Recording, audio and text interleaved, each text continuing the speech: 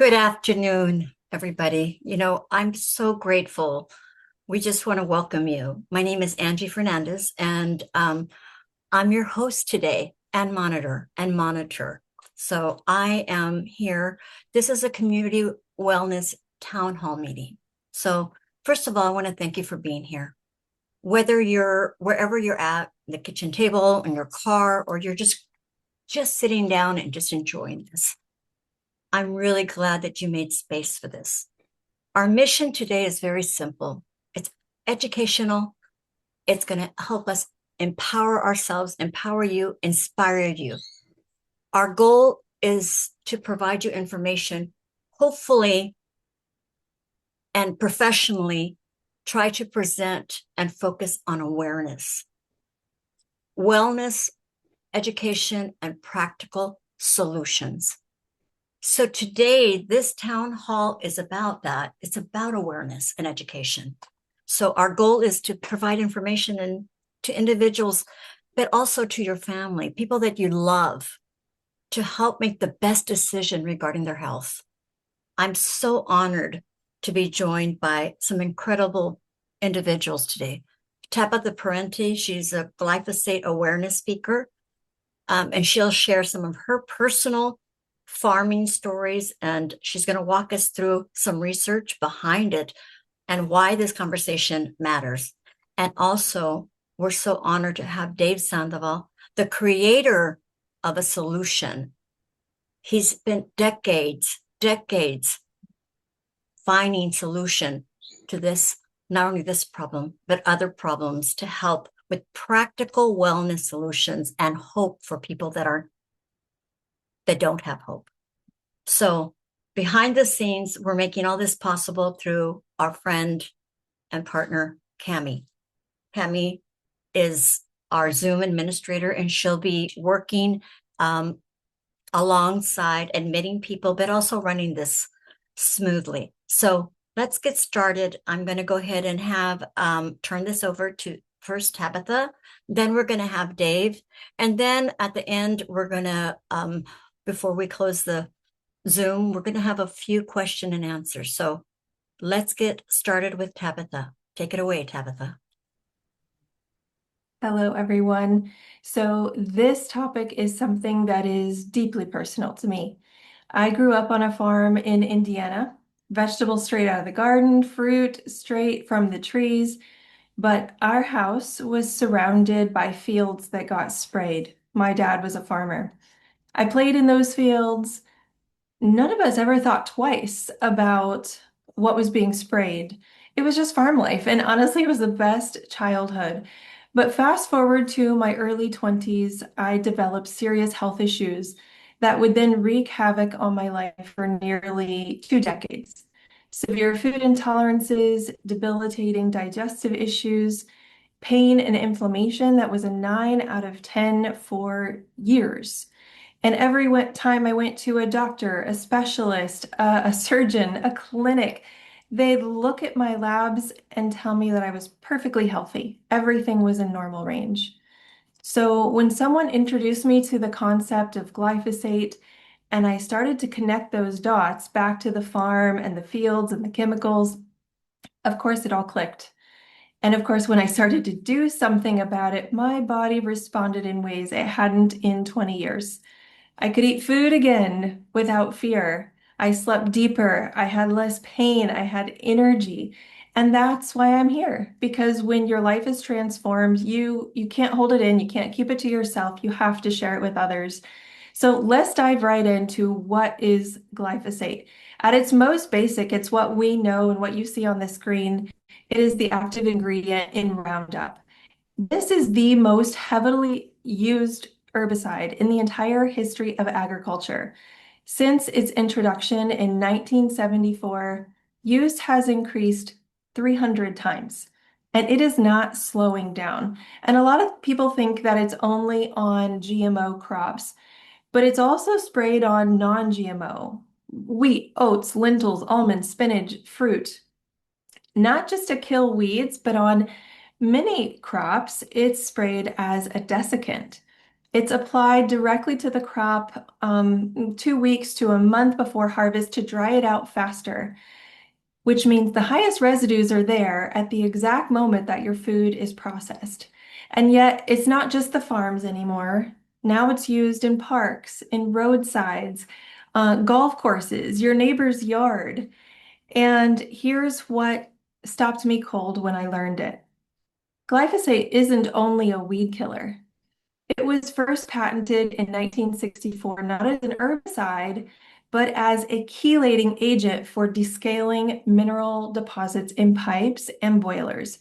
It strips minerals. Then in 1974, it was released to the public as the herbicide Roundup. In 1996, the first Roundup Ready soybeans hit the market, and then in 2010, it received yet another patent as an antibiotic, actively disrupting gut bacteria.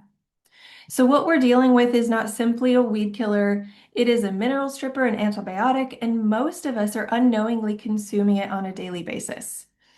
So how much is actually in us right now? Well, the CDC has detected glyphosate in over 80% of Americans tested, including children. And some studies done in San Francisco put that number at 93%. And the US Geological Survey found it in 86% of rain samples tested across the country. That's rain. That's not just farms. That's not just tap water, well water. That's rain falling from the sky. And these levels have been building for decades. This isn't a new exposure, it's a cumulative one. And your body doesn't easily clear what it can't even identify. So here's what hits people the hardest. Researchers believe that harm may begin at levels as low as 0.1 parts per billion. So for context, here in the EU, I live in Italy, the EU permits 0.1 parts per billion in tap water. The US permits 700 parts per billion. And then there's what's actually in your food. When scientists tested common American foods, they found Cheerios at, listen to this, 1,125. Doritos at 481. Oreos at 289. Ritz crackers at 270. Who of us hasn't had that multiple times, maybe even recently in our diet? But that's thousands of times above where the level of concern begins. And there's a problem because we can't wash it off. You can't peel it away or bake it out or brew it out. Once it's in the plant, it literally becomes part of that plant's DNA. And so it's in our food. And here's what's happening inside our body. 55% of our gut bacteria is sensitive to glyphosate. That's more than half of the ecosystem that is protecting your digestion, your immune function, and your mood. Glyphosate kills the beneficial strains and lets the harmful ones like Salmonella and Clostridium fill that space. And it doesn't stop at your gut. Your gut and your brain are in constant communication. And glyphosate has been shown to block the production of 3 amino acids that are direct precursors to serotonin and dopamine. So this isn't just about digestion. The research is showing that it may be affecting your mood, your motivation, your sleep, your mental clarity, all those things. And this connection between what's on your plate and how you feel runs deeper than what most people realize. And then there's collagen. Your body builds it every single day. It is what holds us up, right? It holds your joints together, keeps your skin firm, it lines your gut. And to bake it, your body needs an amino acid called glycine. The problem is that glyphosate is molecularly almost identical to glycine. So your body may be using the wrong building block, like a contractor using the wrong bolt on a bridge. It fits, but over time, the structure can weaken. So that could look like achy joints that you can't explain, and skin aging faster than it should, and gut lining that is struggling. This could be part of why. And now we want to see some of the research that has been done in this peer-reviewed Journal of Organic Systems. They plotted glyphosate use against decades of CDC health data. What they found and what you're seeing on your screen is a near perfect overlap. We're only looking at two. I have about 30 of these slides, but condition after condition rising in statistical lockstep with glyphosate use. So diabetes, Crohn's, Parkinson's, multiple cancers, and then there's autism, which you see on the screen. The number of children diagnosed has followed the same upward curve as glyphosate use on corn and soy, almost line for line. For any of us that are parents here on the call, we can sit with that. The dementia data is also striking. Deaths from senile dementia, tracking the rise in glyphosate use so closely, it's hard to look at that. And in 2015, the World Health Organization classified glyphosate as a probable human carcinogen. That classification has not been reversed. And Bayer, which owns Monsanto, has now paid out over $10 billion, 10 with a B, to settle lawsuits linking glyphosate to non-Hodgkin's lymphoma. So I want to leave you with this. Researchers have found glyphosate in human tissue in places it has no business being. In children's teeth that formed while they were still in the womb, in umbilical cords, in placentas. One placenta tested at 1,600 parts per billion. That is literally 16,000 times above the level where researchers believe harm may begin.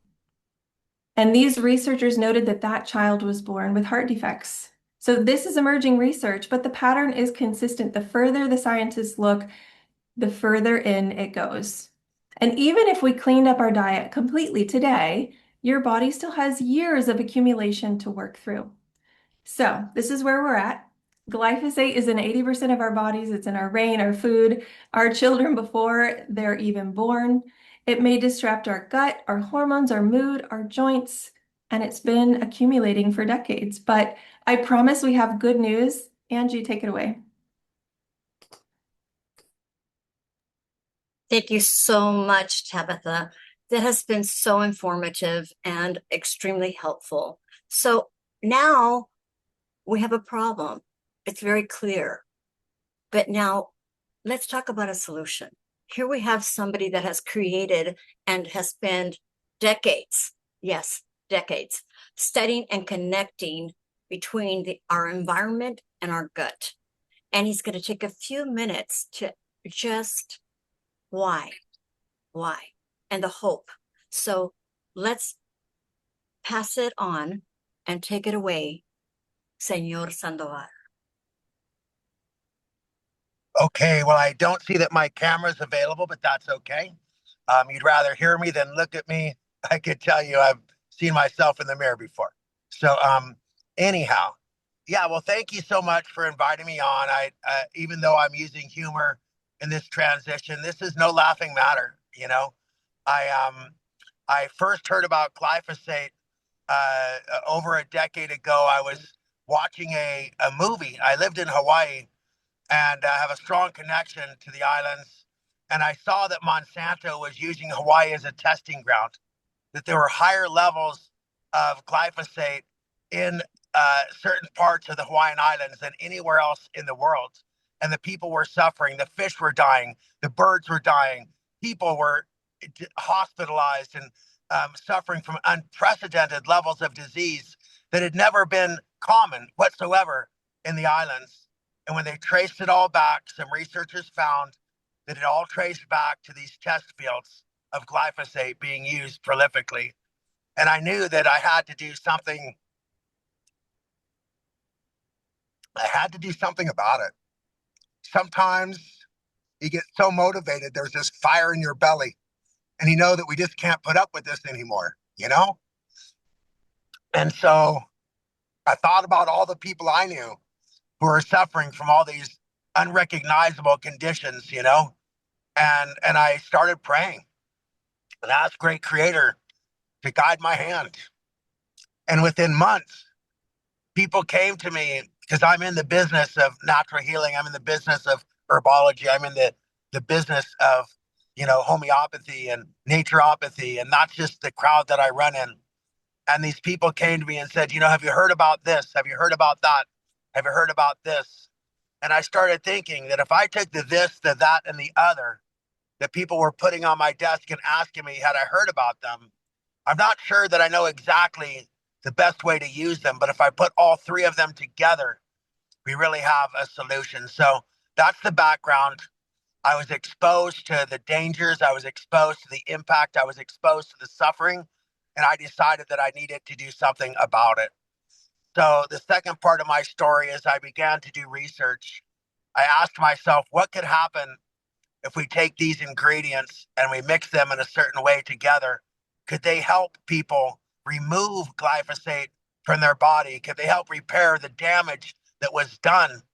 So one of those things that came across my desk came from the research team of Albert Szent-Györgyi.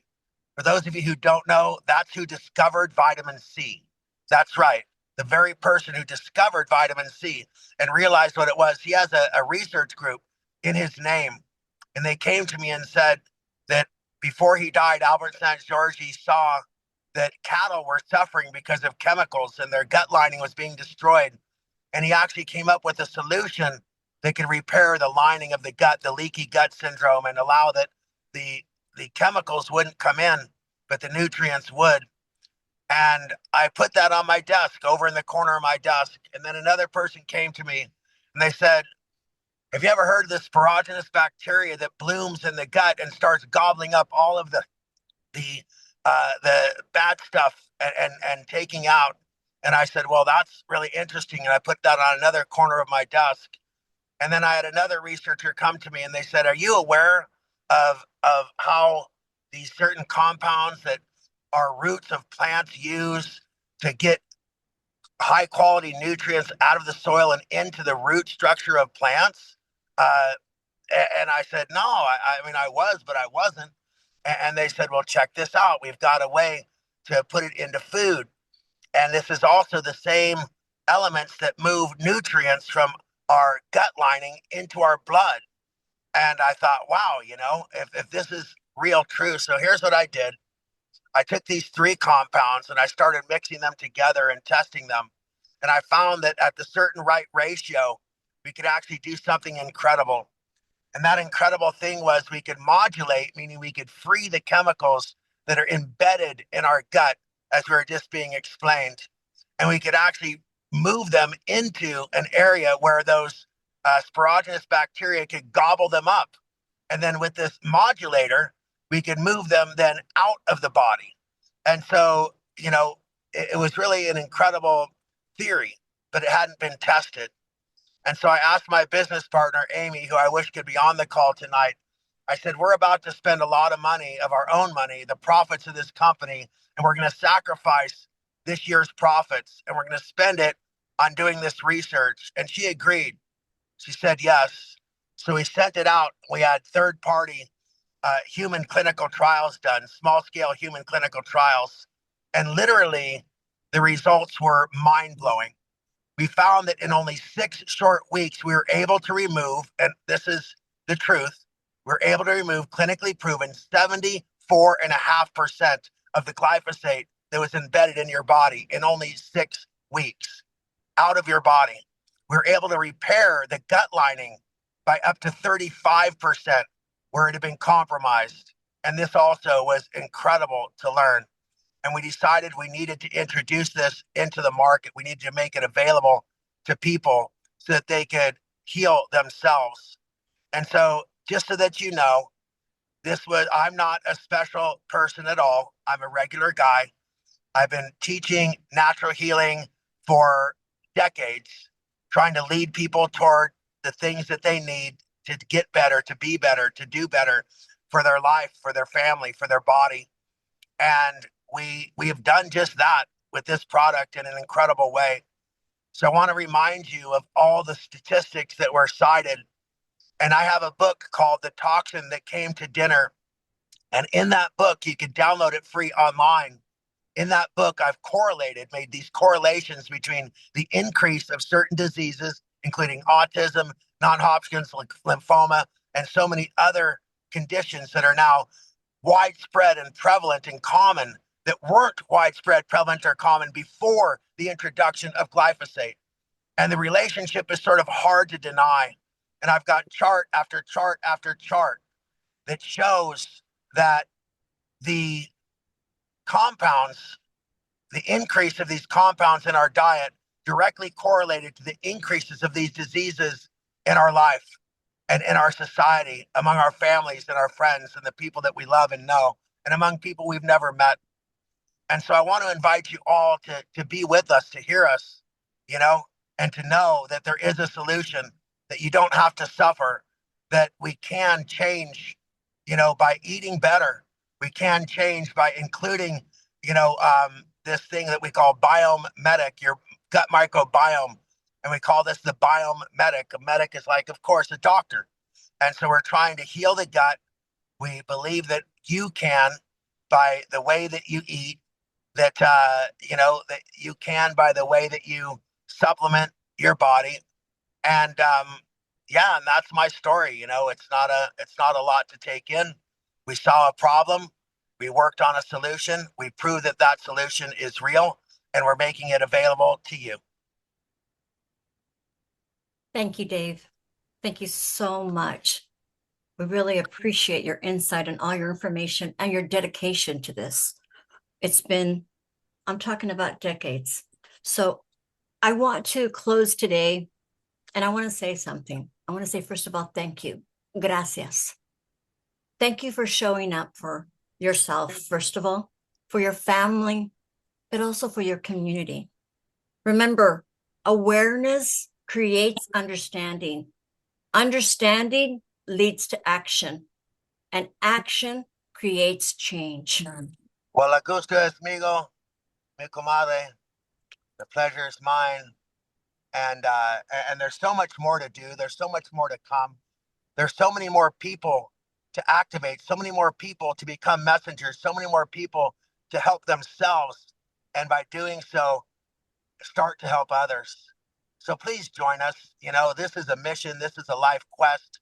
And it's also been a journey. So it's been a journey of healing. It's been a journey of compassion. It's been a journey of love. So, please jump in and join us. Thank you, David. Now, before we end this, first of all, I just want to say action creates change, and the change can be today. So, first of all, let me go ahead and give thanks to Tabitha, Dave, but also behind the scenes, Cami. Cami, you've made this possible. You've let it go smoothly. So we're going to stop the recording shortly, but Cami's going to go ahead and put a little flyer. We want to go back and let whoever invited you or whoever's introduced you to this amazing avenue of assistance and help and product, please go back to them. But if you don't have anyone to talk to, there's a little phone number here. You can contact us. But I would like for anybody here on board, put a 1 if you'd like to continue this discussion on this subject or other subjects that affect you and your family.